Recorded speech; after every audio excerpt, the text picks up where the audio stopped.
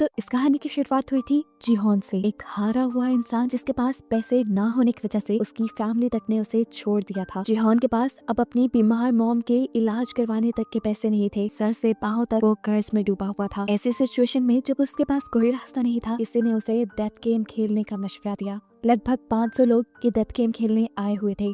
इस गेम में एक रोबोट थी, जो भी इंसान जरा से भी गलती करता था वो रोबोट उसे चुनकर मार देती थी। जीहोन ने अपनी जान बचाने के लिए, यहाँ सरवाइव करने के लिए एक बूढ़े कैंसर पेशेंट तक को धोखा देकर अपनी जान बचाई और आखिर ये गेम जीत कर यहाँ से निकल भी गया। लेकिन उसके दिल में जो दुख बैठ गया था वो 500 में से सिर्फ एक था जो ये गेम जीत के निकला था। बाकी सारे उस गेम के दौरान मारे गए। गेम को जीतने के बाद उसके हाथ बहुत पैसे लगे थे, लेकिन उसने इन पैसों को हाथ तक नहीं लगाया क्योंकि उसे रिग्रेट था इस चीज का कि उसकी वजह से सारे लोग मरे हैं। हालांकि ये उसने गेम प्लान नहीं की थी। फिर एक दिन एक अनजान आदमी उसे हॉस्पिटल में बुलाता है। जीहोन ये देखकर हैरान परेशान कि ये वही गेम वाला बूढ़ा कैंसर पेशेंट था जो गेम में हार गया था, जिसे मार ही दिया गया होगा। लेकिन अब ये जिंदा सलामत उसके सामने था और इसके जरिए उसे घिनौनी सच्चाई ये पता चली कि लोग बस अपनी एंटरटेनमेंट के लिए यहाँ लोगों को मरवा देते थे इस डेथ गेम में। ये इंसान जो कैंसर पेशेंट था, इसकी लाइफ पे काफी बोर हो गई थी और अपनी लाइफ में थोड़ा मजा लाने के लिए इसने ये डेथ गेम बनाई थी।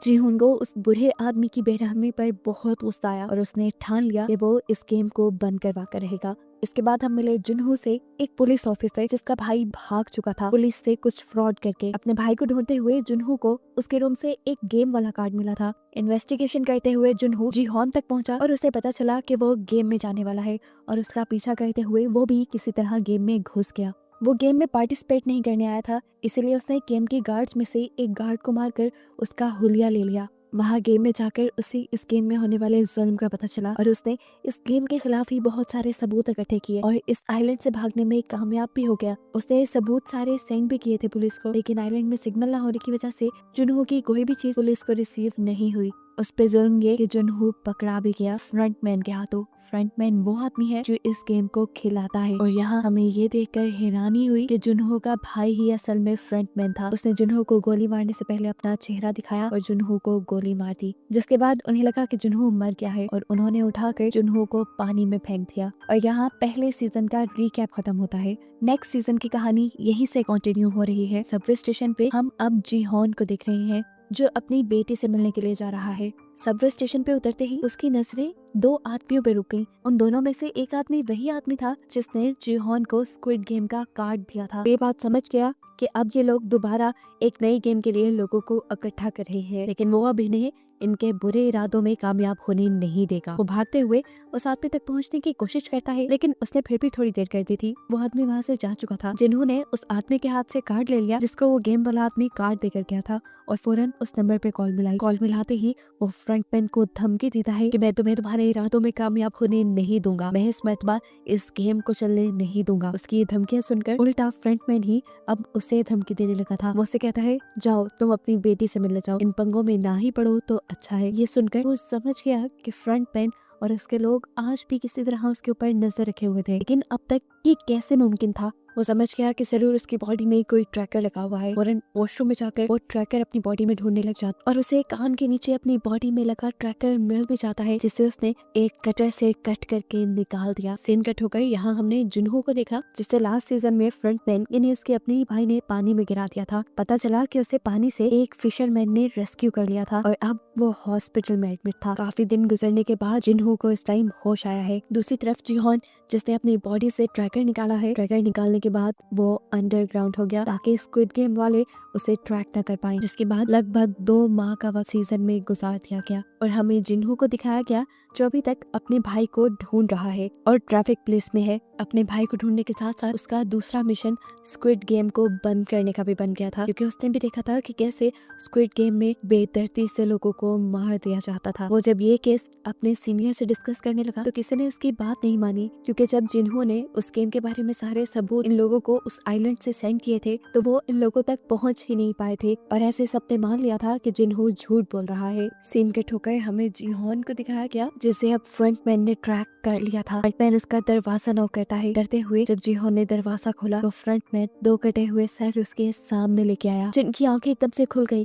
और यहाँ पर जीहॉन की भी आंख खुल गई और हमें पता चला ये सिर्फ उसका एक सपना था। बेकर जैसे ही वो उठा, उसके दरवाजे पे किसी ने नॉक किया। ये एक गैंगस्टर था जिससे पिछले सीजन में जीहॉन ने बहुत सा कर्ज लिया हुआ था, लेकिन अब गैंगस्टर जीहॉन के लिए ही काम करता था। अपने साथियों के साथ मिलकर सबवे स्टेशन पर उन लोगों को ढूंढने का जो स्क्विड गेम के लिए लोगों को मैन्युपुलेट करते हैं। अब वही टाइम आ चुका था जिस टाइम में 2 साल पहले जिन्हों को स्क्विड गेम में इंगेज किया गया था। इसीलिए अब वो गैंगस्टर को हर सबवे स्टेशन पर लड़कों को जगह जगह खड़े करने की ड्यूटी देता है, जिसके लिए उसने गैंगस्टर को 1 मिलियन यौन भी दिए थे और साथ ही ये वादा भी किया था कि अगर उन्होंने उस आदमी को किसी भी तरह ढूंढ निकाला जो स्क्विड गेम में लोगों को फंसाता रहा है और अब भी फंसा रहा है, तो जिन्हों इन्हें 1 बिलियन यौन इनाम के तौर पर भी देगा। इनाम की रकम सुनते ही गैंगस्टर का तो मुंह खुला का खुला रह गया। उसने अपने लड़कों को भी लालच दी कि जो भी उस आदमी को ढूंढेगा उसे इनाम की आधी अमाउंट मिल जाएगी। जिन्होंने ये लालच इसलिए दिया था ताकि सब लोग दिल लगाकर काम करें और अगर इस मर्तबा इन्हें वो आदमी ना मिला तो इन्हें पूरे 1 साल का और इंतजार करना पड़ जाएगा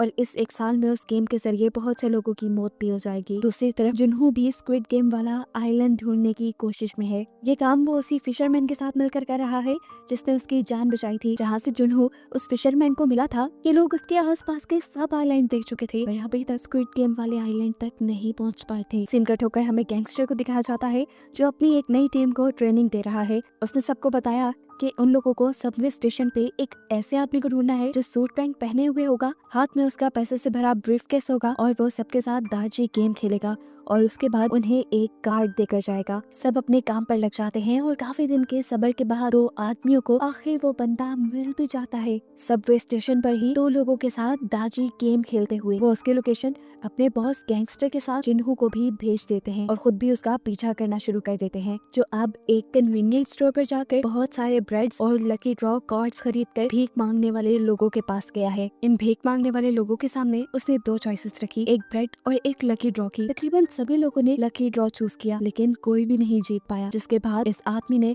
सारे ब्रेड जमीन पर रखकर उसके ऊपर चलने लग गया और लोगों से कहा, ये खाना मैंने नहीं बल्कि तुमने वेस्ट किया है, तुम सबको पैसे जीतने की लालच थी। यह आदमी इस तरह सब लोगों का माइंड तैयार कर रहा था और जज कर रहा था कि कितने लोग लालची हैं ताकि अगली मर्तबा वो इन्हें गेम में फंसा सके। खैर दिखाया जाता है कि जीहॉन के लोग जहाँ पर भी उसके पीछे हैं और वो उसकी ये नई लोकेशन जीहॉन को सेंड कर देते हैं। जीहॉन यहाँ आने के लिए तेजी से गाड़ी चला रहा होता है तो उसे पता नहीं चलता वो एक सिग्नल तोड़ देता है और ऐसे ट्रैफिक पुलिस उसे रोक लेती है।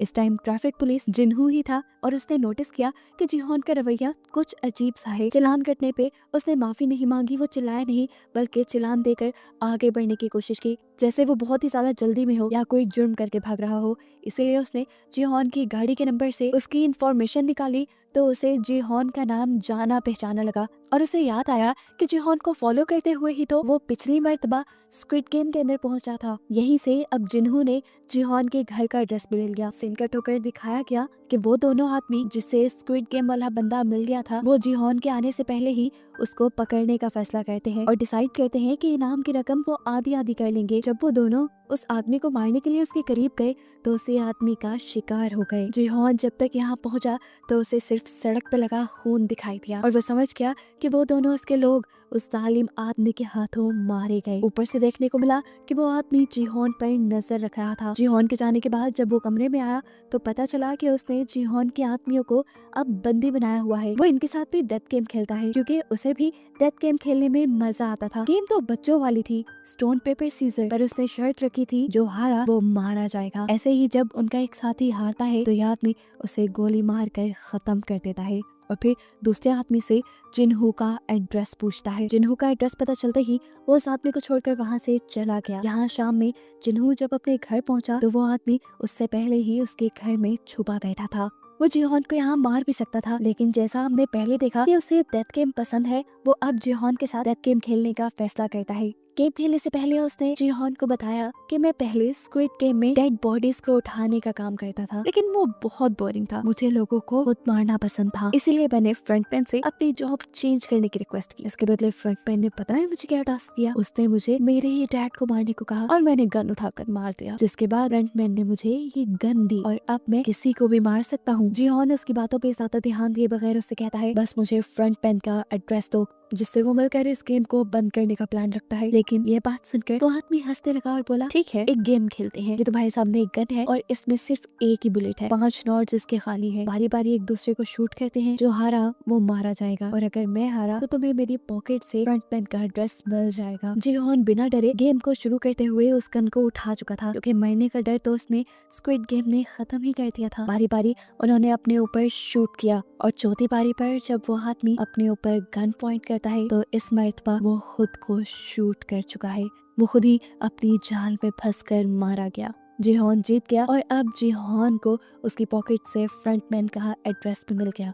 इससे पहले कि अभी वो इस एड्रेस का कुछ कहता, उसकी खराब किस्मत जिन्हू जो कि एक पुलिसमैन है जिसे दोपहर गाड़ी चलाते हुए उसके ऊपर शक हुआ था, वो उसके घर का पता चलाते हुए उसके घर तक पहुंच गया और घर पहुंचते ही उसे गन शूट होने की आवाज सुनाई दी, जिससे उसका शक सच में बदल गया कि जिहोन एक क्रिमिनल है। फौरन वो दरवाजा तोड़कर अंदर आया। जिहोन को एक किलर समझकर वो इसे टाइम उसका इनकाउंटर ही करने वाला था कि ठीक वक्त पर आकर उसे किसी आदमी ने रोक लिया। ये वही लड़का था जिसके साथ गेम खेलने के बाद ये स्क्विड गेम वाला मरा हुआ आदमी उसे अपने अड्डे पर बांध आया था। किस्मत अच्छी थी, वो बच बचाकर वहाँ से निकल आया जिहोन को सारी सच्चाई बताने के लिए। लेकिन जब तक यहाँ पहुंचा, यहाँ का तो सारा माहौल ही बदल गया था। उसने जिहोन की जान जिन्हू से बचाई और फिर जिन्हू को सारी सच्चाई बताई डेथ गेम वाली, कि कैसे इस मरे हुए आदमी ने उनके साथ भी डेथ गेम खेली और उसके एक साथी को, उसके बॉस को मार दिया। बात को आगे बढ़ाते हुए जिहोन भी अब जिन्हू को स्क्विड गेम की सारी स्टोरी बताता है कि किस तरह इस गेम में सभी लोगों को मार दिया जाता है। उसने जिन्हू से कहा, मैं बुरा नहीं हूँ, मैं बस उस गेम को रोकना चाहता हूँ ताकि और मासूमों की जान बच पाए।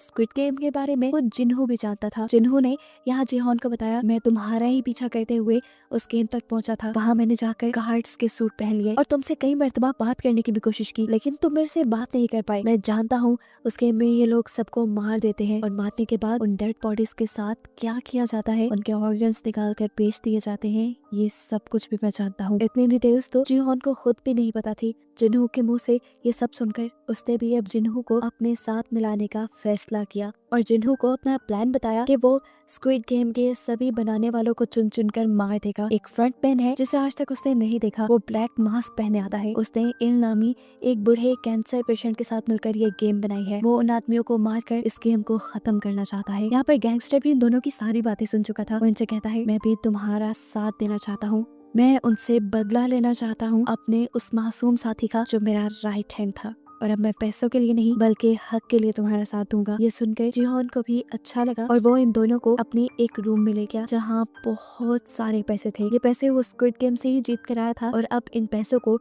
वो स्क्विड गेम को बंद करने के लिए ही इस्तेमाल करेगा। जिहोन इन लोगों को दिखाता है कि उसने ब्लैक मार्केट से बहुत सारी गन्स भी परचेज की हुई थी और एक सीक्रेट जगह भी बनाई हुई थी उसने, जहां वो अपनी ट्रेनिंग करता था। लेकिन इतना सब काफी नहीं था, उसे लड़ाई के लिए काफी सारे और लोगों की भी जरूरत थी। जिहोन अब जिन्हू को अपनी पुलिस वाली जॉब पे छोड़ने को कहता है ताकि ये लोग अपना मिशन अच्छे से कंप्लीट कर पाए। सीन कट होकर अब हमें एक न्यू कैरेक्टर नियोल को दिखाया जाता है। ये एक गरीब लड़की है और उसकी जॉब है होटल में बनी कॉस्ट्यूम पहनकर बच्चों को खुश करने की। उसके पास रहने को कोई घर भी नहीं, वो इसी होटल की बेसमेंट में रहती है। इसी जॉब में नियोल के साथ एक छोटी बच्ची बहुत ज्यादा अटैच हो गई है जो रोज यहाँ पे विजिट किया करती थी। लेकिन अफसोस की बात है कि उस बच्ची को बोन मैरो कैंसर है और बोन मैरो ट्रांसप्लांट करवाने के लिए उसके डैड के पास ज्यादा पैसे नहीं और अब वो बच्ची मरने वाली है। एक दिन उस बच्ची को इमरजेंसी में हॉस्पिटल एडमिट कराया जाता है, जो सुनकर नियोल भी तड़प कर उसे हॉस्पिटल में देखने के लिए जाती है। वो इस बच्ची की मदद करना चाहती है लेकिन उसके पास तो खुद तक के लिए पैसे नहीं। इस बच्ची को क्या बचाएगी वो। रात होने पर हम नियोल को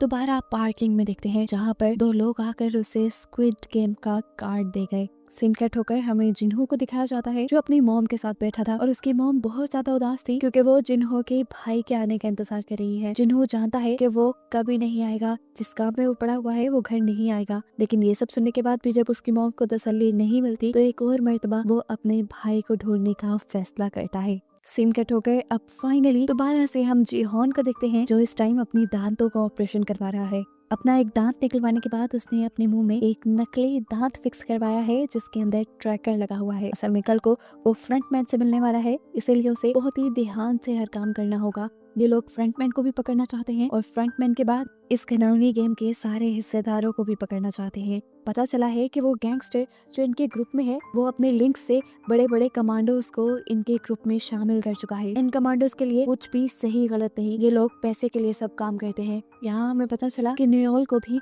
वो स्क्विड गेम वाले लेके जा रहे थे। न्यूयोल उनके साथ चली जाती है, लेकिन देखने को मिला कि उसे गेमर के तौर पे नहीं बल्कि सिक्योरिटी गार्ड के तौर पे हायर किया गया था। अब जिन्हों फाइनली जीहॉन को लेकर उस एड्रेस पे आ गया है जो उस आदमी की जेब से इन्हें फ्रंटमैन का मिला था। ये एक क्लब का एड्रेस था। जिन्हों अंदर जाने से मना कर देता है क्योंकि उस आइलैंड पर फ्रंटमैन ने जिन्हों को देख लिया था और अंदर जाने पे वो पहचाना भी जा सकता है और इनका मिशन फेल भी हो सकता है। इन दोनों ने अब जिन्हों को छोड़कर अंदर जाने का फैसला किया कि लोग जैसे ही अंदर गए तो बाहर जिन्हों ने नोटिस किया कि 2 गार्ड्स जो कि स्क्विड गेम वाले यूनिफॉर्म पहने हुए हैं वो इस पार्टी के अंदर गए हैं और इससे वो समझ गया कि अभी तक फ्रंटमैन अंदर नहीं आया। शायद ये दोनों अंदर की सिक्योरिटी चेक करने के लिए आए हैं। अब यही बात कि फ्रंटमैन अंदर नहीं है जिन्हों अपने साथियों को बताना चाहता था, लेकिन अंदर जाने पर उसने देखा कि जीहॉन को फ्रंटमैन के लोग दूसरे दरवाजे से कहीं ले जा चुके हैं। जीहॉन के मुंह में लगे ट्रैकर की मदद से इन लोगों ने उस गाड़ी को ट्रैक कर लिया जिसके अंदर वो लोग जीहॉन को ले गए थे। जिन्हों और उसके बाकी साथी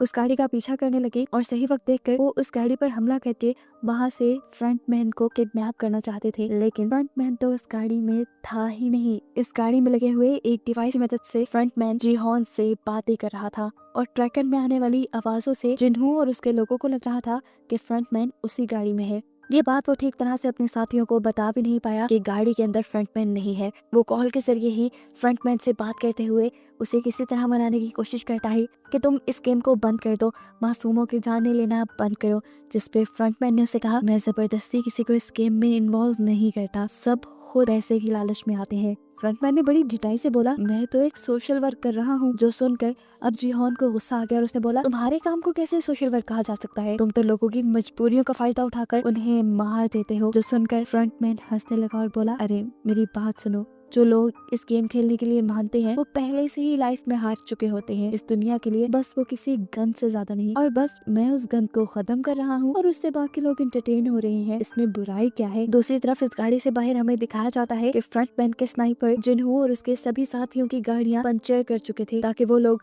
आगे उसे फॉलो ना कर पाए। इस चीज को जानते हुए जीहॉन भी इस गाड़ी से निकलने के लिए यहाँ ड्राइवर को शूट करने की कोशिश करता है, लेकिन उसे पता चला कि ये पूरी गाड़ी बुलेट प्रूफ है। साथ ही ड्राइवर ने भी बुलेट प्रूफ कपड़े पहने हुए हैं और वो अब इस गाड़ी में फंस चुका है। ये देखते हुए जीहॉन वापस बैठ गया और अब उसके दिमाग में एक नई खिचड़ी बनने लगी। पता नहीं क्या सोचकर उसने फ्रंटमैन से दोबारा इस गेम में हिस्सा लेने को बोला। वो ऐसे तो इन सबको मना नहीं पाया था, लेकिन अब उसको लगता है कि वो गेम में जाकर इस गेम में होने वाली सारी ज्यादतियों को रोक सकता है। अब वो बंदा जो इस गेम को बिल्कुल पसंद नहीं करता वही ये गेम खेले तो मजे का हो सकता है। इसलिए फ्रंटमैन ने भी उसे गेम में दोबारा एनरोल कर लिया और अब उसे बेहोश करके ये लोग स्क्विड गेम के अंदर ले गए। जिन्हों फौरन उनका पीछा करने के लिए एक बोट के अंदर ट्रैकर्स लगा लेता है और उसी फिशरमैन के जरिए उन आइलैंड को ढूंढने के लिए निकल जाता है जहाँ पर वो जीहॉन को लेकर जा रहे होंगे। यहाँ जीहॉन को दोबारा दिखाया जाता है जिसकी यहाँ स्क्विड गेम के बेड पर खुली है। उसे अपना पुराना ही नंबर दिया गया है।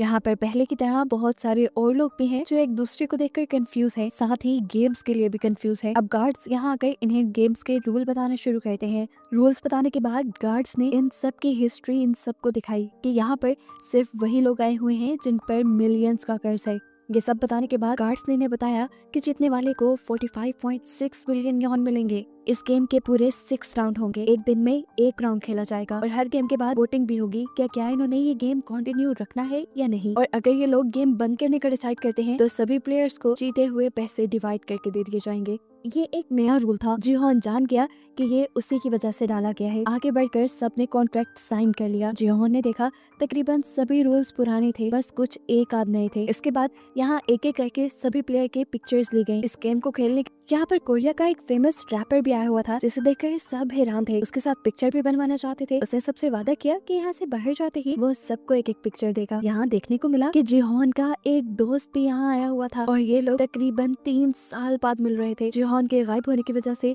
उसका एक दोस्त उससे बहुत ज्यादा नाराज था। तब जीहॉन उसे कहता है, मैं बाहर जाकर तुम्हें सब सच बता दूंगा। तुम इस जगह गलत आ गए हो, तुम्हें नहीं आना चाहिए था और अब अगर तुम्हें अपनी जान प्यारी है तो जिस तरह मैं कहूँ तुम्हें उस तरह ही करना है। खैर अब गेम भी शुरू होने वाली थी। सभी लोग बाहर ग्राउंड पे आ गए। ये पुराना ही ग्राउंड था। जिहोन समझ गया कि ये गेम भी पुराने वाली ही है। सीन कट होकर अब हमें जिन्हो को दिखाया गया जो जिहोन का ट्रैकर ट्रैक करते हुए आइलैंड तक पहुंच भी गया है, लेकिन यहाँ उन्हें कोई ऐसी फैसिलिटी नहीं मिली जिसमें गेम खेली जा रही हो। ट्रैकर को ट्रैक करते हुए ये लोग एक फिशरमैन तक पहुंचे और देखा गया कि जिहोन का ट्रैकर यहाँ चारे में पड़ा था। ये देखते हुए उन्होंने फिशरमैन को ही मारना शुरू कर दिया और उससे इन्वेस्टिगेट करने लगे इस ट्रैकर के बारे में। तब फिशरमैन ने जवाब दिया कि मुझे तो ये चारा फ्री मिला था। वहाँ गेम के अंदर भी जिहोन परेशान था कि जिन्हो और उसकी टीम इन सबको रेस्क्यू करने के लिए क्यों नहीं पहुंची, कहीं उसके ट्रैकर में तो कुछ गड़बड़ नहीं। कैमरे से छुपते हुए वो अपने मुंह से जब अपना टूटा हुआ दांत निकालता है तो ये देखकर हैरान रह जाता है कि उसमें ट्रैकर ही नहीं था और गेम वालों ने गेम में आने से पहले उसका ट्रैकर वाला दांत निकाल दिया। और वो समझ गया कि अब वो बहुत बड़ी मुसीबत में है। किसी को तो क्या बचाना, वो खुद भी इस गेम से नहीं निकल सकता। फिर भी वो सबकी जान बचाने का इरादा तो रखता था, इसीलिए उसने सबसे कहा कि इस गेम को आप लोग वैसे ही खेलेंगे जैसा मैं कहूँगा, वरना आप लोग मारे जाएंगे। अब गेम भी स्टार्ट हो चुकी थी। जिहोन सबको अपने एक्सपीरियंस से गाइड करते हुए उस वक्त में आगे लेकर जा रहा था जब डॉल का मुंह पीछे होता था। सभी लोग जिहोन की बात मान रहे थे, लेकिन बहुत से लोगों को यकीन नहीं था कि जिहोन सच बोल रहा है। ऐसे ही वो रैपर अपने सामने वाली लड़की के कान के नीचे मक्खी देखकर उसे उड़ाने को कहता है। वो लड़की पीछे मुड़कर उसे देख के हंसने लग जाती है। उसके मुड़ने की मूवमेंट डॉल ने डिटेक्ट कर ली थी और स्नाइपर से उसके सर पे शूट करके उसे मरवा दिया। इससे सब लोग एकदम से बौखलाकर भागने लगे। हालांकि जिहोन उन्हें मना भी कर रहा था। फिर जो हिला वो मारा गया। अब सबको यकीन आ जाता है कि जिहोन की बात मानना ठीक है। जिहोन अब सबको लाइन में आगे बढ़ने को कहता है, जिससे डॉल बहुत कम इनकी मूवमेंट को डिटेक्ट कर पा रही थी। सब पैनिक भी थे। इसी पैनिक कंडीशन को कंट्रोल करने के लिए रैपर अपनी ड्रग ले लेता है और मदहोश होकर बहुत सारे अपने सामने वाले लोगों को धक्का दे देता है। इसी वजह से इन लोगों को स्नाइपर गोलियां मार देते हैं और ये सभी मारे जाते हैं। जिसके बाद डॉल के पीछे मुंह करते ही ये सब रेसिंग लाइन की तरफ भागते हैं। बहुत सारे लोगों ने तो लाइन क्रॉस कर ली, लेकिन यहाँ एक आदमी ने जिहोन से मदद मांगी, जिसे यहाँ के लोगों ने मारने के लिए उसके पाँव पे गोली मारी थी, मगर वो बच गया था। कैट नामी एक प्लेयर और जिहोन उसे सहारा देकर उसे बचाकर लाइन के दूसरी पार तो ले आते हैं, लेकिन उसकी बुरी किस्मत के एक स्नाइपर ने उसके सर पे शूट करते हुए उसे मार डाला और ये स्नाइपर नियोल ही थी। उसकी इस हरकत से सारे गार्ड्स को भी गुस्सा आया था। यहाँ पे कोई भी गार्ड सर पे गोली नहीं मारता था। सर पे गोली मारने से लोगों की बॉडी के ऑर्गन्स जल्दी डैमेज हो जाते थे, जिनको इन स्क्विड गेम वालों ने बेचना होता था। नेक्स्ट सीन में जिन्हो को दिखाया जाता है, जो अब परेशान है कि वो जिहोन को कहाँ ढूंढे। ये बात वो समझ गया था कि यहाँ करीबी किसी भी आइलैंड पे स्क्विड गेम वाली फैसिलिटी नहीं होगी, क्योंकि यहाँ गेम वालों ने उसे खुद भेजा था। फिलहाल ये लोग यहाँ से वापस आने का प्लान करते हैं, क्योंकि समुद्र में तूफान भी आने वाला है। फिर सीन कट होकर हमें दोबारा सारे प्लेयर्स को दिखाया जाता है। सारे प्लेयर्स बहुत ज्यादा घबराए हुए थे गेम में होने वाली मौत से। अब जैसे ही गार्ड्स इनके रूम में आते हैं, सब और भी ज्यादा डर जाते हैं और इनसे माफी मांगते हैं और कहते हैं प्लीज हमारी जान बख्श दो। लेकिन गार्ड्स उन्हें गेम के नए रूल बताने आए थे। गार्ड्स ने बताया कि 500 में से इस गेम के बाद सिर्फ 365 लोग बचे हैं। वो सबको ऊपर मनी बॉक्स में देखने को कहता है, जहाँ पे बहुत सारे पैसे गिरे थे। गार्ड बताते हैं कि अभी वोटिंग होगी और अगर सब लोग यहाँ से जाने का फैसला करेंगे तो ये पैसे सभी लोगों में डिवाइड हो जाएंगे। अब गार्ड्स ने इनकी जीती हुई अमाउंट उन्हें बताई। अगर वो अमाउंट सब में डिवाइड होती तो ये पैसे एक एक इंसान को बहुत कम मिलते और सभी लोगों का कर्जा उससे ज्यादा था। इसीलिए बहुत से लोगों ने गेम कंटिन्यू करने का डिसाइड किया।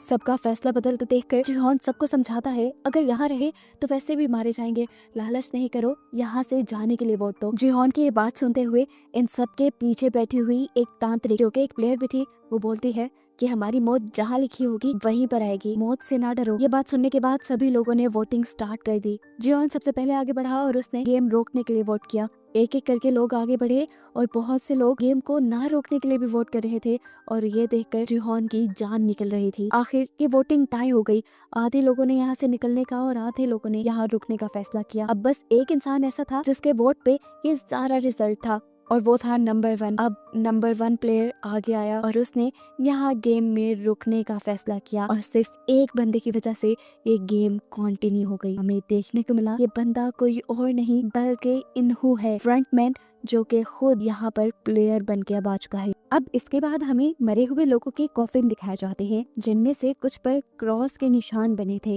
जिसका मतलब था कि उन लोगों के इन्हें ऑर्गन्स निकालने हैं। और 2 आदमी जब ये काम कर रहे थे तब उनको सिर्फ एक ही डेड बॉडी के ऑर्गन्स ठीक मिले और उन्होंने अंदाजा लगाया कि एक सिक्योरिटी गार्ड जानबूझकर सर पे गोली मार रहा है, जिससे ऑर्गन जल्दी फेल हो जाते हैं। ऐसे उनका ये कारोबार तो बंद हो जाता, इसीलिए वो फौरन इस चीज की खबर फ्रंटमैन को देते हैं। अब सीन कट होकर हमें सभी प्लेयर्स को दिखाया जाता है, जिनमें जीहॉन तो बहुत ज्यादा परेशान है क्योंकि वो जानता है इस गेम में जो भी पार्ट लेता है वो मर जाता है। इसी सब के दौरान इन्हू बाकी सभी प्लेयर्स को लेकर उसके पास आया और उसने जीहॉन से कहा, देखो तुम पहले भी इस गेम में आ चुके हो, तुम एक्सपीरियंस्ड हो, तुम हमारी मदद कर सकते हो जिससे हम लोगों की जान भी बच जाए और हमें पैसे भी मिल जाएं। ये सुनने के बाद जीहॉन उन्हें बताता है कि पिछली मर्तबा हमने दूसरी गेम डलजूना गेम खेली थी, जिसमें शुगर कैंडी के अंदर से हमने शेप्स निकालनी थी। ट्रायंगल सबसे इजी शेप थी और अम्ब्रेला सबसे ज्यादा हार्ड। ये सुनकर इन्हू बोला, जिसने अम्ब्रेला चुना होगा वो तो सबसे बड़ा बेवकूफ होगा। उसकी ये बात सुनकर जीहॉन को याद आया कि पिछले सीजन में जीहॉन ने ही अम्ब्रेला चुना था। खैर सारा क्राउड यहाँ से चला गया और अकेले में इन्होंने जीहॉन से सवाल किया, तुम दोबारा इधर क्यों आए हो, तुम्हारे पास तो बहुत पैसा है।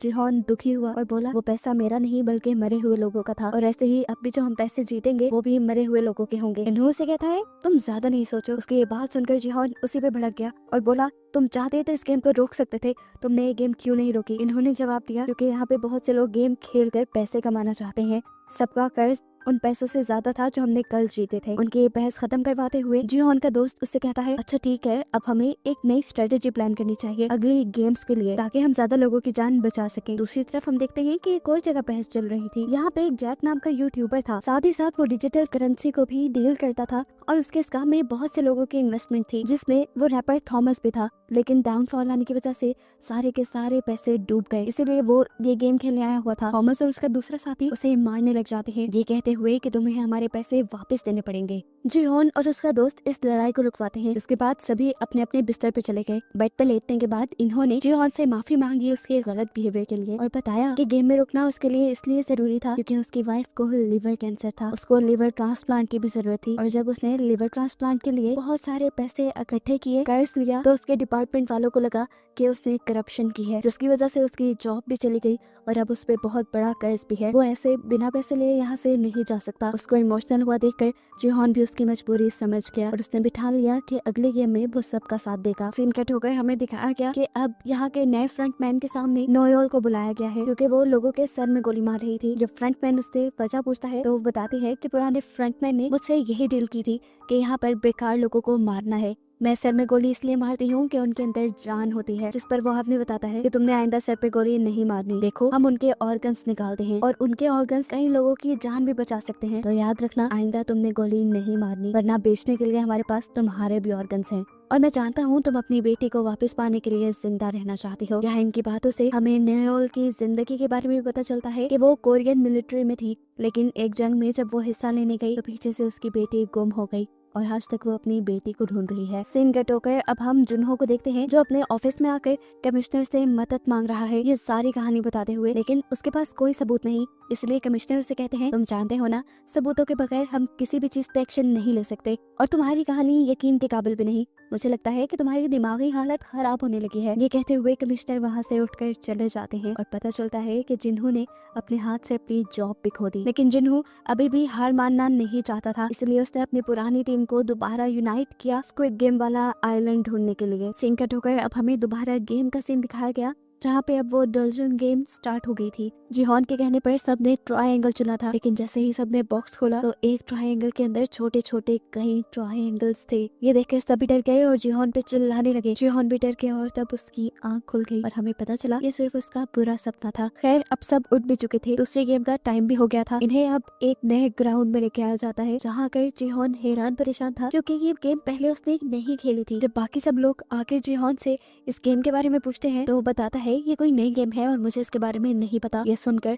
सब उस पर भड़क गए। इससे पहले कि ये सब लोग उसे मारना शुरू कर देते इन्हों दरमियान में आ जाता है और ये लड़ाई रुकवा देता है। यहाँ पर अब इन्हें 5-5 लोगों की टीम बनाने को कहा गया था। डैनी जो कि प्रेग्नेंट थी और जैक की गर्लफ्रेंड थी, जैक उसके पास आकर उसे कहता है कि तुम मेरी टीम में आ जाओ, लेकिन डैनी इनकार कर देती है क्योंकि अब उसे जैक के साथ नहीं रहना था। वो अब जीहॉन की टीम के पास गई और उसने उनसे कहा प्लीज आप लोग मुझे अपनी टीम में ले लें, मैं प्रेग्नेंट हूँ और मुझे कोई और अपनी टीम में नहीं ले रहा। ये लोग मान जाते हैं और इन सब की एक टीम बन जाती है। अब हमें दूसरी टीम को दिखाया गया जिसमें कैट, मैडी और दो माँ बेटा पार्क और ग्योंग थे और तभी जबरदस्ती तांत्रिक आकर इनके ग्रुप में शामिल हो गई। टीम्स बनाने के बाद इन सबको बताया गया कि सारी टीम के पाँव बांध दिए जाएंगे और इन्हें एक गोल सर्कल में एक साथ घूमना होगा। हर 5 मीटर के बाद एक गेम होगी जिस गेम को खेलते हुए इन्हें आगे बढ़ना है और एक दिए हुए टाइम के अंदर इन्हें अपना सर्कल कंप्लीट भी करना है। गेम्स के नाम सुनते ही इन सब लोगों ने आपस में कोऑर्डिनेट किया और जो जिस गेम में अच्छा था उसे वो खेलने की जिम्मेदारी दी। खैर गेम स्टार्ट हो जाती है और पहली 2 टीम्स को एक साथ खेलने के लिए दिया जाता है।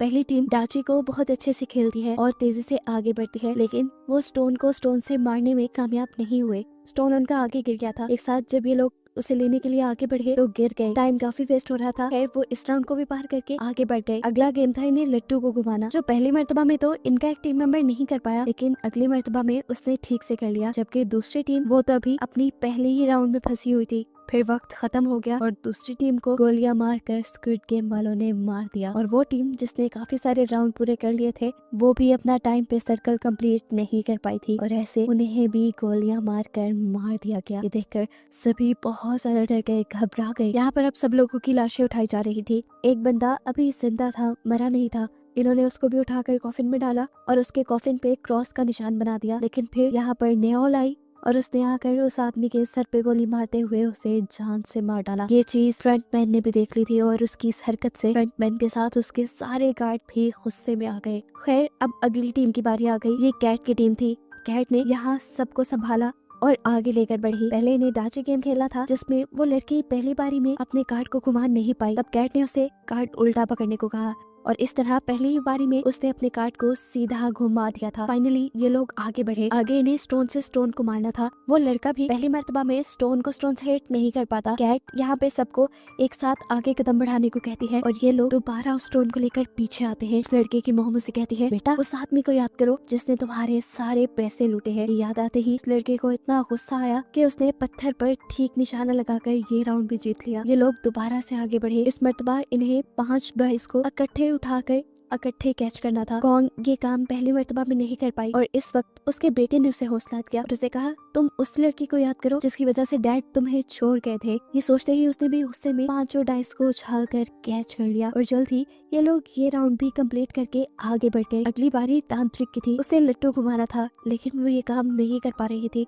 पहली मर्तबा दूसरी मर्तबा जब ये काम नहीं कर पाती तो वो रोने लग जाती है और कहती है, हम सब बस अब मर जाएंगे। उसका हौसला टूटते देखकर कैट उसे जोर जोर से थप्पड़ लगाती है और लट्टू उसकी आंख के करीब करते हुए कहती है, अगर तुमने ये नहीं किया तो मैं तुम्हें मार दूंगी। वो लड़की अब कैट से डर गई और उसने तेजी से लट्टू को बनाकर घुमाया और फाइनली ये लोग ये राउंड भी जीत गए। अगले राउंड में इन्हें पॉम पॉम को पाँव से उछालना था और ये काम करना था कैट ने। कैट ने सबका मुंह दूसरी तरफ करवाया और बड़ी ही आसानी से पॉम पॉम को 5 मरतबा उछाल कर ये लोग आगे बढ़े और फाइनली टाइम से पहले ही इन्होंने अपना पूरा सर्कल कंप्लीट कर लिया। उनकी इस जीत से सब लोग इस तरह खुश थे जैसे सब लोग जीत गए हों। लेकिन दूसरी वाली टीम जो वक्त पे अपना सर्कल कंप्लीट नहीं कर पाई, उन्हें गोलियों से भूनकर मार दिया गया। फिर इसी तरह गेम चलती रही। कोई टीम जीती तो कोई हारी और जो हारी उन्हें गोलियों से मार दिया गया। आखिरी बारी आई जिहोन की टीम की। उन्होंने अपनी साथ वाली टीम को भी ऑल द बेस्ट कहा और गेम स्टार्ट कर दी। पहला गेम डैनी ने खेला, दूसरा गेम जिहोन के दोस्त ने खेला, तीसरा गेम खेला उनके ग्रुप में आए हुए ली ने, जिसने पहले ही बारी में 5 डाइस को उठाकर अपने हाथ में कैच कर लिया था और उसने बताया कि वो इस गेम में एक्सपर्ट है क्योंकि वो अपनी बहनों के साथ ही खेलता रहा है। चौथा गेम इन्होंने खेलना था, उसे लट्टू को घुमाना था। पहली मर्तबा वो ठीक नहीं कर पाता और ये लोग आगे जाकर इकट्ठे उस लट्टू को उठाते हैं। दूसरी मर्तबा जब वो ये करने लगता है तो जानबूझकर वो लट्टू को पीछे फेंक देता है। उसकी ये चाल किसी को समझ नहीं आ रही थी। ये लोग पीछे से लट्टू को लेकर आए और अब इन्होंने ऐसा ड्रामा किया कि जैसे वो अपने हारने से बहुत ज्यादा परेशान है, वो अपने आप को मारने लगा। तो जिहोन ने उसे समझाया कि देखो तुम याद करो कि बचपन में तुम ये कैसे घुमाते थे, और इस मर्तबा इन्होंने लट्टू को ठीक से घुमा दिया। अगली बारी जिहोन की थी। उसे पम पम को 5 मर्तबा पाँव से हिट करना था। 4 मर्तबा तो उसने आसानी से कर लिया, लेकिन 5वीं मर्तबा पम पम आगे की तरफ बढ़ा। इससे पहले कि वो जमीन से टकरा जाता, इन्होंने जिहोन का पाँव आगे करके ये गेम जितवा दी और वो लोग वक्त से पहले जीतकर बहुत खुश हुए। लेकिन उनके साथ वाली टीम वो वक्त से पहले या वक्त पर वो काम नहीं कर पाई और इस तरह वो टीम मारी गई। ये देखकर जिहोन को काफी दुख हुआ है। वो अपने रूम में वापस आ गए जहाँ बहुत से लोग उन्हें जिंदा देखकर इसलिए नाराज थे क्योंकि उन्हें लग रहा था कि अब जीते हुए पैसे डिवाइड हो जाएंगे। इसी दौरान गार्ड्स भी रूम में आ गए। गार्ड्स ने इन्हें इस गेम के जीतने वाली प्राइस इन्हें दिखाई और बताया कि इस मर्तबा 110 लोग मरे हैं और अब सिर्फ 255 लोग बाकी रह गए हैं, जिस लिहाज से हर जीतने वाले के पास अब 78 मिलियन युआन आ सकते हैं और अब दोबारा वोटिंग होगी। अगर लोग इस गेम को बंद करने के लिए वोट करेंगे तो ये पैसे सब में डिवाइड हो जाएंगे। बहुत से लोगों को ये पैसे बहुत कम लग रहे थे। जिहोन ने अपनी टीम को कहा कि तुम लोग गेम को बंद करने के लिए वोट करना, तुम लोग को जितने पैसे चाहिए मैं यहाँ से निकल कर तुम्हें दे दूंगा। जिहोन की बात उसकी टीम ने मान ली और सबसे पहले इन्होंने वोट किया गेम बंद करने के लिए। दूसरी बारी पार्क की थी। पार्क की मॉम गोंग ने उसे कहा कि तुम गेम बंद करने के लिए वोट करना, देखो हमारे दोनों के पैसे मिलाकर तुम्हारा कर्जा उतर जाएगा। लेकिन पार्क ने इस गेम को कंटिन्यू रखने का फैसला किया क्योंकि उसका कर्जा कहीं ज्यादा था और उसने अपनी मॉम को अपने कर्जे के बारे में नहीं बताया था। वोटिंग आगे बढ़ती रही। देखते ही देखते देखने को मिला कि बहुत सारे लोगों ने ये गेम कंटिन्यू रखने की बात की है। ये देखते हुए जिहोंग और इन्हू लोगों पर भड़कने लगे और बोले, इतने सारे लोगों के मरने के बावजूद भी आप लोगों को ये गेम कंटिन्यू रखनी है। तब एक अंकल बोले, तुम क्या जानो, हमारे ऊपर बहुत सारा कर्जा है, हमें पैसे लेकर ही यहाँ से निकलना है। ऐसे ही एक दूसरा लड़का बोला, मैं अगर बाहर गया तो वैसे भी मर जाऊंगा, तो बेहतर नहीं है कि यहाँ रहकर पैसे कमा लूं या फिर यहीं पर मर जाऊं। उनकी बातों का जिहोन के पास कोई जवाब नहीं था। वोटिंग खत्म हो गई। आखिरी वोट जिहोन को ही देना था। उसने गेम बंद करने के लिए तो वोट दिया, लेकिन उसके वोट का कोई फायदा नहीं था क्योंकि ज्यादा लोग इस गेम को कंटिन्यू रखना चाहते थे। वोटिंग खत्म होने के बाद पार्क ने देखा कि गोंग यानी उसकी मॉम उससे नाराज है। उसने जाके अपनी मॉम को मनाना शुरू किया और बताया, मेरे ऊपर बहुत ज्यादा कर्ज है और जिन लोगों से मैंने वो कर्ज लिया है वो इतने खतरनाक है कि अगर मैंने उनके पैसे वापस ना किए तो वो मेरे सारे ऑर्गन्स निकाल कर बेच देंगे। उसकी ये बात सुनकर गोंग ने उसे माफ कर दिया और यहाँ पार्क ने भी उसे प्रॉमिस किया कि अगले मरतबा मैं गेम को बंद करने के लिए ही वोट करूंगा। यहाँ हमने जिहोन के दोस्त जैंग को देखा। उसने भी इस गेम को कंटिन्यू रखने के लिए वोट किया था और उसकी इस हरकत से जिहोन बिल्कुल टूट चुका था। जिहोन ने अपनी टीम को वादा भी किया था कि वो उन्हें सारे पैसे दे देगा। तब जैंग ने उससे माफी मांगी और बोला, मैंने एक आदमी के बहुत सारे पैसे लुटाने हैं, मुझे यहाँ से पैसे लेकर ही जाना था, लेकिन मैं वादा करता हूँ कि अगली गेम के बाद मैं भी इस गेम को बंद करने के लिए वोट करूंगा। जिहोन दुखी बैठा था और उसने सबसे कहा कि अगले गेम पे हमें एक दूसरे को भी मारना पड़ सकता है। ये बात सुनकर सभी दुखी हो गए। खैर इन लोगों के पास अब खाना कुछ एक्स्ट्रा था जो उन्होंने डैनी को दे दिया क्योंकि डैनी प्रेग्नेंट थी और उसे ज्यादा खाना खाने की जरूरत थी। सीन कट होकर हमें बाथरूम में जैक और थैनोस यानी रैपर को दिखाया गया। वो रैपर अभी भी जैक को घेरे खड़ा था और उसने उसे कहा कि तुम मेरे कर्जई हो, इस तरह तुम मेरे गुलाम हुए, तुम यहाँ से मुझे पैसे जीत कर देकर जाओगे। ये सुनकर जैक ने उसे कहा कि तुम्हारे पैसे डूबने में मेरी कोई गलती नहीं, तुमने मेरे कहने पे शेयर जरूर खरीदे थे, लेकिन जब मैंने तुम्हें बताया कि अब इन्हें बेचने का टाइम है तो तुमने तब लालच में वो नहीं बेचे और तुमने अब सारे पैसे खुद डुबाए हैं, इसमें मेरा कोई कसूर नहीं। लेकिन वो रैपर उसकी कोई बात मानने को तैयार नहीं था। वो उसे कहता है, जो भी है तुम पैसे जीतो और मुझे वापस करो। ये सुनकर जैक हंसने लगा और बोला, अगर मैं वो पैसे जीत भी गया तो शायद तुम मर चुके होगे। ये बात सुनकर उस रैपर को इतना ज्यादा गुस्सा आ गया कि वो जैक की गर्दन पकड़कर उसे मारने लगा, पर सही वक्त पर जिहोन की टीम ने आकर इस लड़ाई को रोक दिया। खैर ये लोग वापस रूम में आ गए और यहाँ आकर जिहोन ने सबसे कहा कि हमें बारी बारी उठकर पहरा देना होगा क्योंकि पैसों के लिए मैंने देखा है लोग खुद जानवर बन जाते हैं और अपने दूसरे ही टीम मेंबर्स को मार देते हैं ताकि प्राइज मनी उनको मिल जाए। रात में हम देखते हैं कि जिहोन ने काफी देर पहरा, जिसके बाद जैंग उठा। जैंग ने उसे कहा, जिहोन तुम सो जाओ, अब मैं पहरा देता हूँ। मुझे आज भी याद है कि तुम आखिरी मरतबा मेरे से पैसे लेने आए थे, लेकिन अगर मेरे पास होते तो जिहोन मैं सच में तुम्हें दे देता। जिहोन ने यहाँ उसे कुछ नहीं कहा और यहाँ उनकी बातों से हमें पता चला कि उनकी दोस्ती बहुत गहरी बहुत पुरानी है। वो बचपन से स्कूल टाइम यहाँ तक के जॉब भी उन्होंने एक साथ की थी और इस चीज का अंदाजा इन्हों को भी उनकी बातों से हो गया था। सारी बातें छोड़कर अब जैंग जिहोन से पूछता है, तुम्हारे पास इतने पैसे थे तो तुम वापस गेम में क्यों आए? जिहोन ने इस बात का जवाब नहीं दिया बल्कि एक नया सवाल जंग से पूछा कि अगर मैं यहाँ गेम में मर जाऊँ तो तुम मेरे हिस्से के पैसों का क्या करोगे? ये सुनकर वो उदास हो गया और उसने बोला, ऐसी बातें नहीं करो, हम एक साथ जीत के बाहर जाएंगे। तब जिहोन ने जवाब दिया, हाँ मैं भी यही चाहता हूँ कि हम साथ जिंदा बाहर जाएं, लेकिन अब मैं हार रहा हूँ, ये लोग मेरी बात नहीं समझ पा रहे। खैर सीन कट होकर फाइनली अब हम जिन्हों को देखते हैं जो दोबारा जिहोन को ढूंढने के लिए सफर शुरू कर चुका है और यहाँ नया दिन भी चढ़ गया है। सभी लोगों को दोबारा गेम के लिए तैयार होने को कहा गया, साथ ही साथ सभी गार्ड्स भी तैयार हो गए। सभी प्लेयर्स को एक बड़े से हॉल में लेकर जाया गया जहाँ पर एक स्टेज घूम रहा था। सभी को उस पर खड़ा होना था।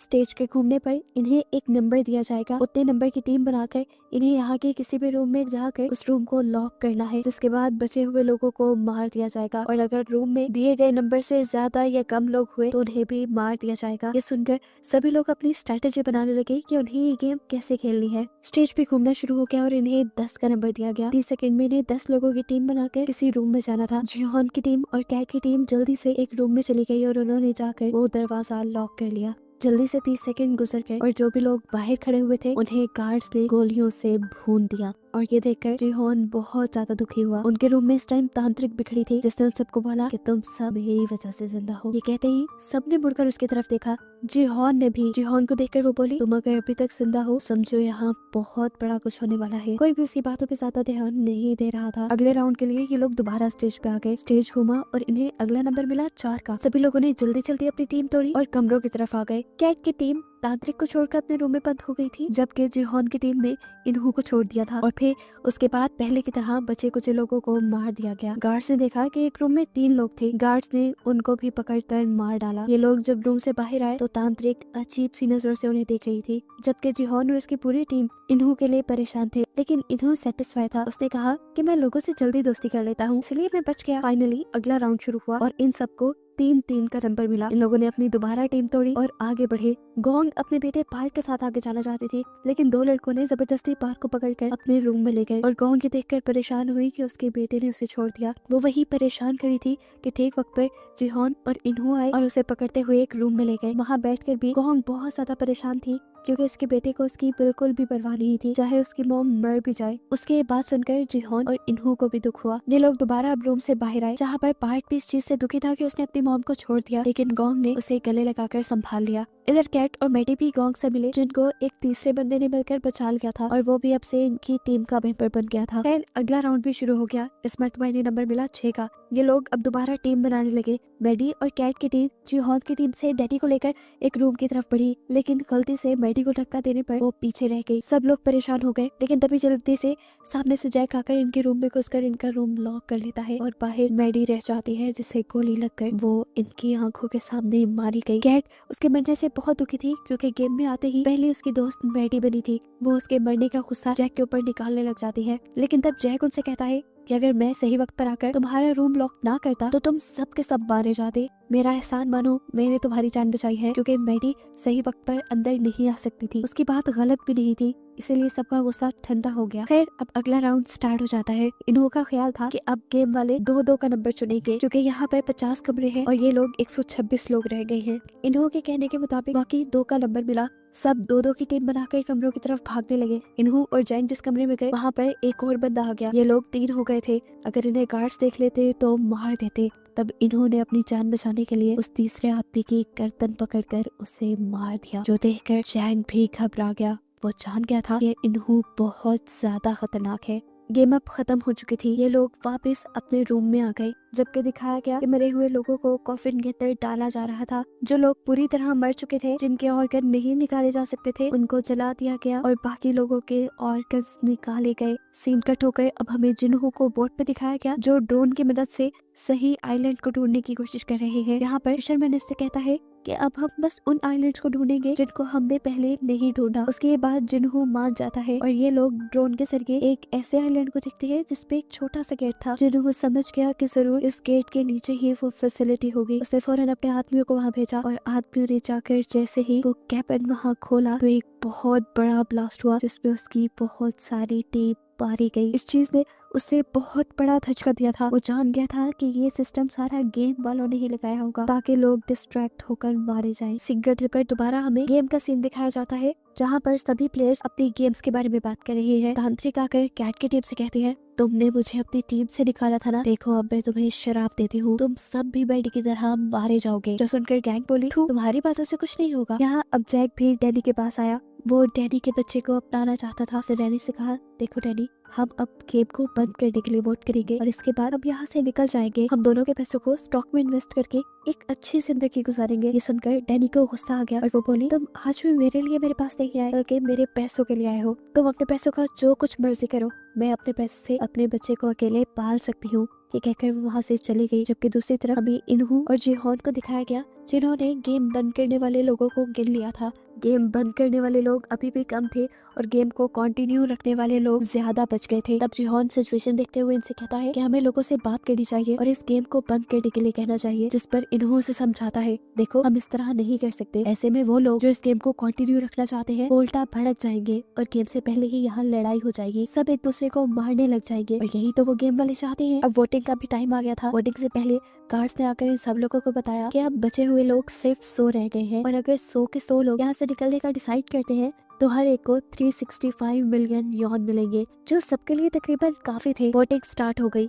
इस पर वोटिंग काफी क्रिटिकल थी, क्योंकि जितने लोग यहाँ से निकलने के लिए वोट कर रहे थे, उतने ही लालची लोग ये गेम कंटिन्यू रखने के लिए भी वोट कर रहे थे। दिखाया गया कि तांत्रिक के कहने पर एक लड़की ने गेम को कंटिन्यू रखने का वोट दिया है, जिससे गेम को कंटिन्यू रखने वाले लोग ज्यादा हो गए हैं। लेकिन अच्छी बात थी कि अभी इन्हों का वोट बचा हुआ था। सभी उसे देखकर डर गए और सबसे ज्यादा डरा जैंग जो उसका कारनामा देख चुका था रूम में एक आदमी को मारने का। वो ये बात जीहॉन को बताने लगा, लेकिन उससे पहले ही इन्होंने उनके हक में वोट देकर उसकी इस बात को काट दिया और सब लोग खुश हो गए। लेकिन अभी तो वोटिंग टाई हो गई थी, इस वोटिंग का कोई रिजल्ट नहीं निकला। तब गार्ड्स ने कहा कि अब वोटिंग सुबह को दोबारा होगी, सुबह तक के लिए कोई फैसला नहीं है। अब सभी लोग जिन्होंने ये गेम को खत्म करने के लिए वोट दिया था वो सभी परेशान बैठे थे कि पता नहीं सुबह क्या होगा। तब एक आदमी मशवरा देता है कि हम उनके किसी एक आदमी को बनाकर अपनी साइड कर लेते हैं। ये सुनते ही पार्क आगे बढ़ा और उसने बोला कि अगर तुम लोग इस गेम को कैंसिल करने को कहते हो तो मैं तुम सबको खाने की पार्टी दूंगा। लेकिन उसके बाद से सामने वाली टीम भड़क गई। सामने वाली टीम के अंकल बोले, अगर तुम सब मर गए देखो हमें तो ज्यादा पैसे मिलेंगे। और यहाँ पर अब ली नाम का लड़का खड़े होकर कहता है, और अगर गेम बंद ना हुई तो देखना तुम सब लोग मर जाओगे। बहस बढ़ते बढ़ते इनकी लड़ाई तक आ गई। ये सब लोग अपनी लाइन में आ गए। उनकी ये बहस देखते हुए जिहोन ने नोटिस किया कि आज इन सबको खाने के साथ फॉग भी दी गई थी कि अगर लड़ाई हो तो इसे हथियारों के तौर पे यूज किया जा सके। सीन कट होकर हमें वॉशरूम में दिखाया गया कि वो रैपर एक आदमी को डरा धमका रहा है क्योंकि उसने गेम बंद करने के लिए वोट किया है, जबकि रैपर ने उसे गेम को कंटिन्यू रखने को वोट देने को कहा था। ये देखकर जैक सामने आया और उसने रैपर से कहा कि तुम किसी को भी धमका नहीं सकते वोटिंग के लिए। इन सब के दरमियान बहस इतनी बढ़ गई, ये लड़ाई की तरफ चली गई। जैक इस लड़ाई से बचना चाह रहा था, लेकिन रैपर ने उसको ओवर पावर कर दिया और उसका गला दबाकर उसे मारने ही वाला था कि उस वक्त पे जैक को ना चाहते हुए भी रैपर के ऊपर फॉग से हमला करके उसे मारना पड़ा। उसने फॉग रैपर के गले में धंसा दिया था, जिससे उसकी वहीं पे मौत हो गई। रैपर के मरने के बाद दिखाया गया कि सिर्फ जैक और रैपर के दरमियान में ही नहीं बल्कि यहाँ सभी लोगों के दरमियान में लड़ाई चल रही थी और वॉशरूम के बाहर गार्ड्स पहरा दे रहे थे क्योंकि वो तो खुद चाहते थे कि ये लड़ाई होती रहे। यहाँ अब हॉल में बताया गया कि कैसे बहुत सारे लोग वॉशरूम में लड़ाई करके मारे गए हैं और उनके मरने से इनकी अमाउंट में और ज्यादा पैसा भी डाला गया। ये करने के बाद अब सारे लोग वापस आए और इन्होंने बताया कि कैसे वॉशरूम में वोटिंग को लेकर लड़ाई हो गई थी। सीन कट होकर यहाँ पे हमें जिन्हों की बोट को दिखाया जाता है, जिसमें एक आदमी की तबीयत खराब हो रही थी। वो उल्टी करने के लिए जब बाहर आया तो उसने देखा कि फिशरमैन जिसे जिन्हों अपना साथी समझ रहा है वही उसके सिस्टम में गड़बड़ी कर रहा था। और यहाँ हमें रिवील हुआ कि असल में वो भी गेम वालों का ही एक मेंबर है। जब फिशरमैन ने देखा कि जिन्हों के एक गार्ड ने उसे देख लिया है तो वो उस गार्ड को ही उठाकर पानी में फेंक देता है। इतनी ही देर में जिन्हों भी शोर सुनकर बाहर आया तो ये फिशरमैन बहाना बनाने लगा, असल में यहाँ की सब चीजें खुली थी, मैं तो उसे देखने के लिए यहाँ आया हूँ। यहाँ एक फ्लैशबैक से हमें ये भी पता चला कि फ्रंटमैन यानी इन्होंने ही इस आदमी को यहाँ भेजा था उसके भाई यानी जिन्हों को उससे दूर रखने के लिए और साथ ही साथ जिन्हों का ख्याल भी रखने के लिए। यहाँ अब गेम में दिखाया जाता है कि ये लोग अपने अपने लोगों को गिन रहे हैं कि नए लोगों के मरने से वोटिंग पर कितना असर पड़ा है। गिनने पे पता चला कि गेम को कंटिन्यू रखने वाले 2 लोग मरे थे, जबकि जिहोन की टीम का एक बंदा मरा था। अगर सुबह वोटिंग होती तो ये लोग जीत जाते, लेकिन जिहोन जानता था कि वोटिंग अब ऐसे नहीं होगी, रात में ये लोग जरूर किसी ना किसी को मार डालेंगे। सीन कट होकर दूसरी तरफ हमें गार्ड्स को दिखाया गया जो इस टाइम अपनी इलीगल बिजनेस में बिजी हैं। वो पानी के रास्ते ऑर्गन्स को यहाँ से लेकर निकल रही हैं ताकि ऑर्गन्स को अच्छे दामों में बेचा जा सके। यहाँ दिखाया गया कि कुछ गार्ड्स को ब्लैक मास्क ने तैयार करवाया क्योंकि यहाँ पर एक नई गेम चलने वाली है। ये गेम मर्डर की गेम है। इधर यही बात जिहोन ने भी सभी टीम मेंबर्स को बता दी कि जरूर गार्ड्स क्या ये लोग आज रात को हमें मारने की कोशिश करेंगे, ऐसा पहले भी हो चुका है। ये सुनकर सभी लोग घबरा गए। जिहोन अब इन सबसे कहता है कि अगर हम लोगों को अपनी जान बचानी है तो हमें गेम वाले मेंबर्स को ही मार देना चाहिए, लेकिन ये इतना आसान नहीं था। तब जिहोन बोला, अगर हम चाहे तो कर सकते हैं। ऊपर वाले फ्लोर्स में वो अथॉरिटीज रहती हैं, हम गार्ड्स को मारकर उनकी गन से लेंगे और जाकर अथॉरिटीज को मार देंगे ताकि ये गेम ही बंद हो जाए। इन्हों बोला, ये बहुत खतरनाक रास्ता है, ऐसे में हमारे भी बहुत से लोग मारे जाएंगे। जिस पर जिहोन बोला, हमारे लोगों के मरने के कम चांसेस हैं क्योंकि गेम वालों को अंदाजा भी नहीं है कि हम उनकी अथॉरिटीज के ऊपर हमला करने वाले हैं। ये सुनकर इन्हों अजीब सी नजरों से उसे देखकर बोला, हाँ सच में उन्हें अंदाजा नहीं है। फिर सीन कट हुआ और हमें आधी रात का सीन दिखाया गया। जिहोन और उसके बहुत सारे साथी बेड्स के नीचे छुप गए थे क्योंकि वो जानते थे कि अब जो लड़ाई होने वाली है उसमें बहुत से लोग मारे जाएंगे। उनकी टीम के ज्यादा लोग इसलिए छुप गए ताकि वो नजरों में ना आए और उनको कोई मार ना पाए। सुबह वोटिंग होने पर वही लोग, जियोन ये भी जानता था कि गार्ड्स ज्यादा लोगों को मारना नहीं चाहते क्योंकि अगर ज्यादा लोग मर गए तो उनकी गेम में मजा ही नहीं रहेगा। इसीलिए जब गेम को कंटिन्यू रखने वाली टीम ने जिहोन की टीम पर हमला किया और कुछ ही लोगों को मारा तो फौरन ही गार्ड्स भी आ गए इस लड़ाई को रोकने के लिए। गार्ड्स अब यहाँ गिरे हुए लोगों को चेक करने लगे कि क्या वो मर गए हैं। इन्हीं लोगों में जिंदा जिहोन की टीम भी छुपी हुई थी, जो एकदम से गार्ड्स को पकड़कर उनकी गन्स छीनने में कामयाब हो जाते हैं। असल में ये उनका प्लान था कि लड़ाई होने के बाद वो इस तरह मरने का ड्रामा करेंगे और गार्ड्स जब उनके करीब आएंगे तो वो गन्स छीन लेंगे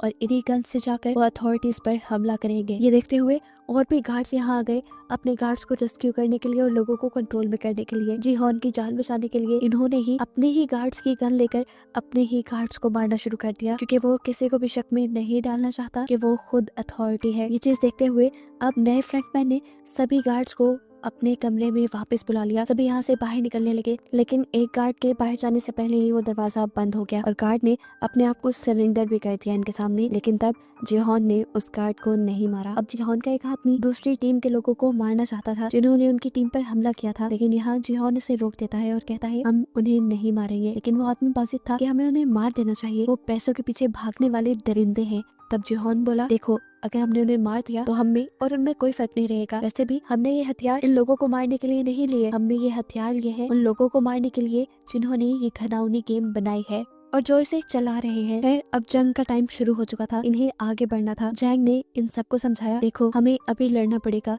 क्या पता इसके बाद हमें मौका मिले या ना मिले। बहुत से लोग आगे बढ़े, पार्क भी इस जंग में उनका साथ देना चाहता था, लेकिन गोंग ने उसे रोक लिया। बहुत से लोग अब जंग के लिए आगे बढ़े, इन्होंने गार्ड्स की गन्स ले ली और कैट ने उन सबको गन्स चलाना सिखाई, क्योंकि वो पहले मिलिट्री का मेंबर थी। यहाँ अब तैयार होने के बाद जिहोन ने उस गार्ड का मास्क उतारा और देखा कि वो तो एक छोटा सा बच्चा था। ये देखने के बाद अब उसने कहा कि चलो हमें अपने बॉस के पास लेकर चलो। ये गार्ड अब उनको रास्ता बताने लगा। जैसे ही ये लोग बाहर निकले तो बहुत सारे गार्ड्स ने इन्हें देखकर इनके ऊपर हमला शुरू कर दिया और इन्होंने भी जवाब में फायरिंग की और यहाँ पर जंग का एक बहुत ही जबरदस्त माहौल बन गया। बहुत सारे गार्ड्स जैसे इनकी गोलियों से मर रहे थे तो ये भी गार्ड्स की गोलियों से बच रहे थे। यहाँ पर कैट ने एक जबरदस्त काम किया, यहाँ के सारे सीसीटीवी कैमरास को गोलियां मार के तोड़ दिया, जिससे कोई उनके ऊपर नजर न रख पाए। फाइनली अब ये लोग कंट्रोल रूम तक पहुंच गए थे। गार्ड ने जिहोन को बताया कि इस कंट्रोल रूम को आप मेरे मास्क की मदद से खोल सकते हैं। उसने जैसे ही अपना मास्क जिहोन को दिया तो पीछे उसे फ्रंट मैन दिख गया और ये देखते ही उसकी जान निकल गई। फ्रंट मैन जो इस टाइम प्लेयर ही बना हुआ था इन्हो। इससे पहले कि ये लोग कंट्रोल रूम तक जाते, ऊपर से गार्ड्स ने दोबारा इनके ऊपर गोलियां बरसाना शुरू कर दी। ये लोग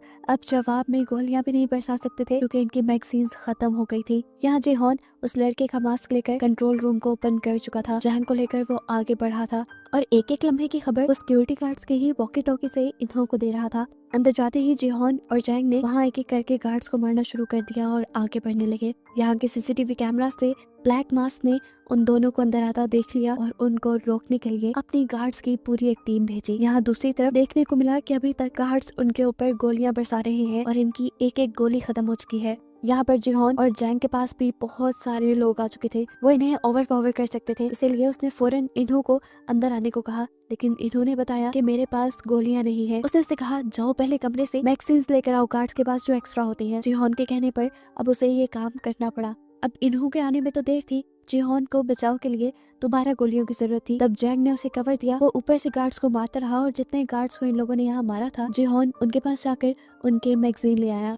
यहाँ देखने को मिला कि ली वापस हॉल में आ चुका था। उसने यहाँ पर मौजूद गार्ड्स की मैगजीन इकट्ठी करना शुरू कर दी और पार्क ने भी इस काम में उसकी मदद की। दूसरी तरफ हमें दिखाया गया जब इन्हों को ये फील हुआ कि जिहोन दोबारा कहीं से मैगजीन लेकर उनके गार्ड्स को मारता जा रहा है, तो सिचुएशन खराब देखकर वो जिहोन के पास आया और जिहोन को डिस्ट्रैक्ट करने के लिए वो बोला, मैंने बाहर एक नक्शा देखा था, मुझे लगता है कि कंट्रोल रूम तक जाने का पीछे से भी एक रास्ता है, मैं वहाँ जाकर तुम्हें कवर देता हूँ, तुम वहाँ से कंट्रोल रूम तक जाओ। जिहोन उसकी बात मान गया और उसके बहकावे में आते हुए उसे अपनी आखिरी मैगजीन भी जिहोन ने दे दी। यहाँ दिखाया गया कि ली जैसे ही वहाँ से बाहर निकला मैगजीन्स को ऊपर ले जाने के लिए, तो गोलियों की आवाज ने उसे बुरी तरह डरा दिया। वॉकी टॉकी से कैट उसे ऊपर की तरफ बुला रही थी, लेकिन वो वॉकी टॉकी को अब नीचे फेंक देता है क्योंकि ऊपर जाने का उसके अंदर हौसला नहीं। ये सुनकर कैट उसे गालियां देती है और खुद मैगजीन्स लेने के लिए नीचे आने का फैसला करती है। अब दोबारा हमें इन्हों को दिखाया गया जो पीछे रास्ते में तो चला गया था, लेकिन अब उसे एक नया कवर लेना था। उसने वॉकी टॉकी से ऐसे एक्टिंग करके जिहोन को मैसेज दिया कि जैसे वो गार्ड के हमले में घायल हो गया हो। उसने यहाँ पर एक जख्मी आदमी की आवाज भी जिहोन को सुनाई, जिससे जिहोन को सच में लगा कि वो बहुत ज्यादा जख्मी है और फिर इन्होंने